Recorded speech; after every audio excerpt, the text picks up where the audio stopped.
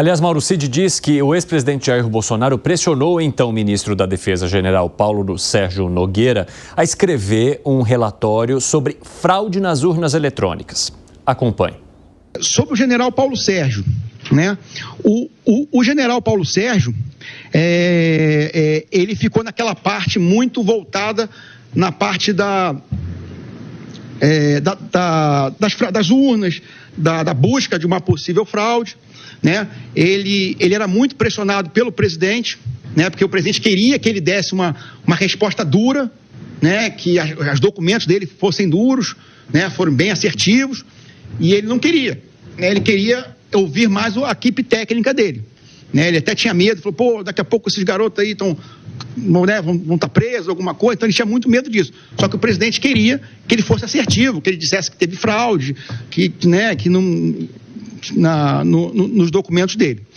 Alan Gani, essa parte é muito relevante, né? Porque ela mostraria, então, que o ministro da Defesa, Paulo Sérgio Nogueira, gostaria de agir de maneira técnica, mas que era muito pressionado por Jair Bolsonaro a ficar contestando a lisura das urnas eletrônicas para jogar a dúvida para que as pessoas, de certo, pensassem, puxa, Lula foi eleito, então, em urnas eletrônicas ou por meio de urnas eletrônicas não confiáveis. Como é que você avalia essa denúncia feita por Mauro Cid? Olha, é grave, agora tem que ouvir a outra parte, ouvir Jair Bolsonaro, né? Quem é que está falando a verdade nessa história? Quer dizer, será que o Jair Bolsonaro, de fato, estava forçando a barra para ter alguma desconfiança em relação às urnas eletrônicas ali, juntamente aos seus entorno, para justificar algum golpe? Isso precisa ser verificado. Agora, de qualquer maneira, eu não vejo quem quer dar um golpe, não precisa de um motivo específico. Vai lá e dá o golpe. Isso não ocorreu, o golpe não ocorreu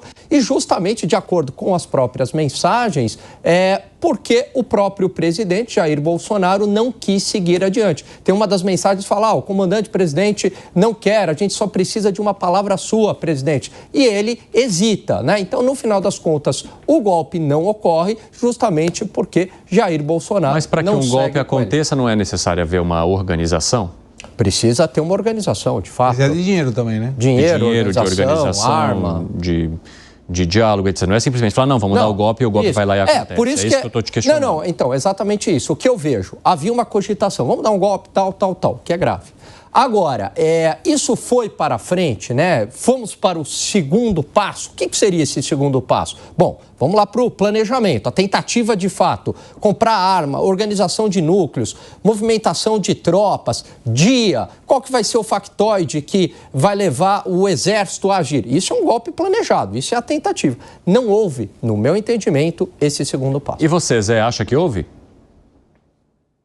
É muito complexo, né? Porque esta lei, que foi inclusive sancionada pelo ex-presidente Jair Bolsonaro, ela fala em tentativa, né? O golpe é um crime tentado. Não se admite julgar um golpe, dado o golpe, porque não é possível, né?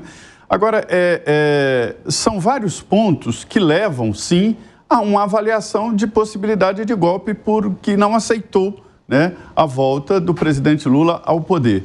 Mas foi apenas um pensamento, foi apenas uma possibilidade de um grupo ali e acabou, num certo momento, esse grupo se desfacelou e é uma técnica da comunidade de informação e de organização de atos dessa natureza, é de descontinuidade da informação. E essa fragmentação impede que uma posterior investigação chegue a todos, porque ele fragmenta. Então, veja bem que a Procuradoria não colocou isso de uma maneira clara, mas existem vários grupos que se comunicam de uma forma muito precária entre os grupos. Isso é uma técnica de fragmentação exatamente para não pegar a todos. Veja bem, se uma pessoa centraliza todas as informações e ali estão indo muitas mensagens, se ele cai todo mundo, né? Então, é por isso que é uma técnica. Então, é muito difícil de ver exatamente onde houve só o planejamento e onde houve a real colocada em prática ali da tentativa. Não foi nos atos do dia 8, isso não tem a menor dúvida. Nos atos do dia 8, todo mundo já tinha desistido, O senador Ciro Nogueira, que era o ministro-chefe da Casa Civil, foi lá fazer um apelo ao presidente para ir na porta dos quartéis, tira esse povo de lá. e as pessoas esperando não sei o quê. Aqui na Jovem Pan eu ouvi o senador Flávio Bolsonaro falar só se aparecia um ET. Aí eu falei aqui na Jovem Pan sobre isso. Falei, olha, o senador me falou isso. E todo mundo acreditava que ia acontecer alguma coisa. Mas que coisa? Ninguém sabia. Então, assim, é o limite entre a organização, ou seja, a tentativa, que já é, neste caso, no crime não, mas neste caso, nesta lei, fala em tentativa de golpe, é como, por exemplo, o crime de corrupção. Só a proposta já é crime, só a proposta. Não precisa nem configurar. Então, neste caso, nessa lei, é a tentativa. Mas a tentativa, eu tenho dúvida se houve a tentativa ou só a organização e o planejamento. Que houve planejamento, está tudo muito claro e não precisava nem da delação do Cid. Uhum. Olha, e eu quero trazer agora algumas manifestações do ex-presidente Jair Bolsonaro, que falou depois que todos esses fatos vieram à tona. Fez a primeira aparição pública e Bolsonaro afirma que está com a consciência limpa. Vamos acompanhar.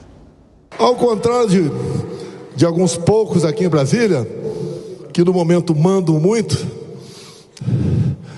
estou com a consciência tranquila. Nada mais tem contra nós do que narrativas. Todas foram por água abaixo. Investiram pesadamente agora nessa última, golpe. Quando há uma tentativa de golpe, ou golpe, em qualquer lugar do mundo, em poucos minutos, todos ficam sabendo. Segré, você acha que o presidente está com a consciência tranquila de fato? Eu acho que está. Sim, até porque... Por quê? Quando a gente vê, e tem muita informação, 700 e poucas páginas da delação, vídeos, 268 páginas da acusação da PGR, colocando a denúncia perante o STF, a gente observa e começamos a pegar algumas coisas que tinha essa minuta, por exemplo, e a minuta, na realidade, era uma minuta para ler depois de ser colocado o pedido de estado de sítio no artigo 142 no Congresso Nacional. E aí mencionava, inclusive, dentro das 4 linhas da Constituição, que é o que sempre falava o presidente Bolsonaro. Mas eu te pergunto, para que era necessário um estado de sítio naquela época? Eu não sei se procedia. Eu tenho a dúvida se procedia. Para mim não tinha argumento, mas quando você coloca o golpe, é a dissolução do Tribunal Superior Federal, do Supremo Tribunal Federal e do Congresso. Quando você pede autorização ao Congresso para a instrumentação de um estado de exceção de sítio, isso está previsto na Constituição. Pode que o Congresso, inclusive, precisaria da maioria absoluta, e eu duvido que tivesse maioria absoluta para isso, mas era uma questão constitucional. O presidente aciona o Congresso, se o Congresso aprovar, aí vai para a continuidade do processo.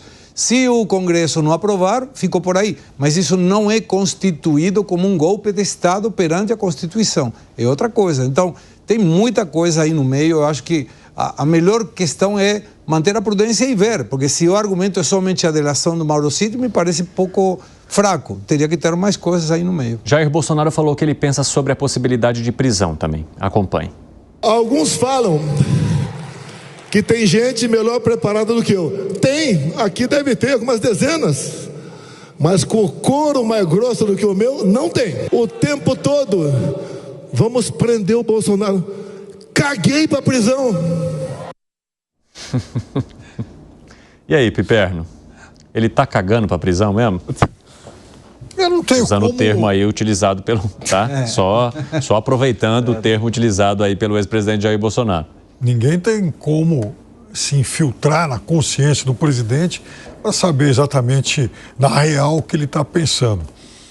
Agora, veja, além das confissões de Mauro Cid, há também depoimentos dos chefes militares e de outros personagens igualmente importantes. 2 dos 3 ministros militares, eu sempre repito isso, eles já foram bastante claros e explícitos em revelar que o presidente os procurou exatamente com esse objetivo golpista. Agora, quando o presidente faz essas manifestações todas, se diz um democrata, isso, aquilo, eu fico pensando o seguinte, como parece que as coisas voltam um pouco no tempo, ou pelo menos como o passado nos dá pelo menos margem à dúvida. Veja, eu não estou aqui acusando o presidente Bolsonaro de crime algum. Eu só estou dizendo o seguinte, agora ele é acusado de uma tentativa de golpe. Lá no passado, naquela entrevista que eu citei aqui ontem, ele cita que ele achava que o Congresso deveria ser fechado. Naquele momento, ou agora, surge aí uma ideia, enfim, um plano mirabolante que previa até mesmo o assassinato do presidente Lula. Não sei quem foi que propôs isso, mas naquele momento lá atrás ele defendeu que fosse morto o presidente Fernando Henrique Cardoso. Então veja, o presidente Bolsonaro no passado ele externava alguns desejos absolutamente condenáveis que agora, de novo, fazem parte de toda essa urdidura que a gente não sabe de quem foi de fato a autoria.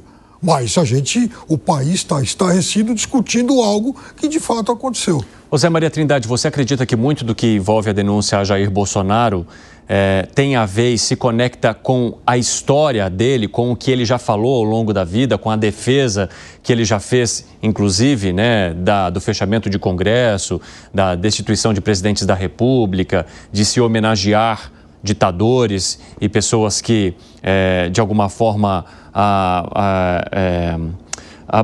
esqueci a palavra agora, abusaram daqueles que foram lá durante a ditadura militar, aqueles que levavam as pessoas, olha... Os torturadores. Os torturadores.